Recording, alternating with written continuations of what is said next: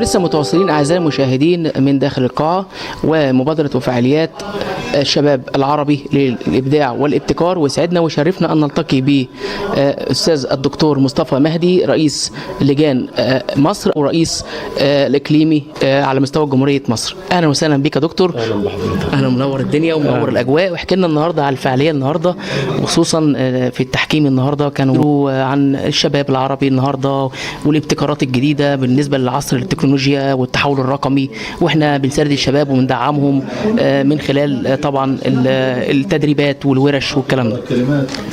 بسم الله الرحمن الرحيم.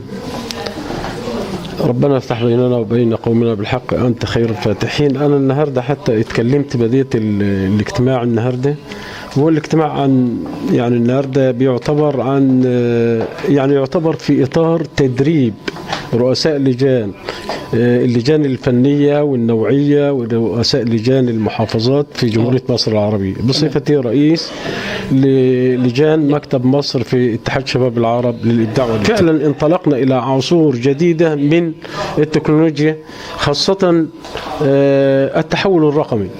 التحول الرقمي ده خدمة ببيتك، يعني أنا بنلقبه بخدمة ببيتك. يعني كل واحد مننا مع إجراءات التحول الرقمي واللي مصر خدت فيه خطوات بالفعل جريئة أنا سامع فعلا في خطوات جميلة جدا من التكنولوجيا، وفي قاعدة بيانات داتابيز خاصة للشباب بتحميها. ولسه كان بشير الدكتور معانا هنا، كان رئيس أكاديمية للتدريب دكتور أحمد الجندي، وقال فعلا إحنا بنعمل فاير UTM على طول، يمكن رخصة على أساس إن إحنا بنحمي من اختراق قاعدة البيانات. فعلا يا فندم، هو ده الدور الفعلي اللي اتخذته القيادة السياسية عندنا في مصر بقيادة السيد الرئيس عبد الفتاح السيسي، لأن احنا بالفعل يتم تطوير. حتى التطوير ابتدى ان هو يلاحق ملاحقة حقيقية للقرى والنجوع في مشروع مهم جدا زي مشروع حياة كريمة اللي بيتبناها الرئيس، وهي مبادرة جميلة جدا في انها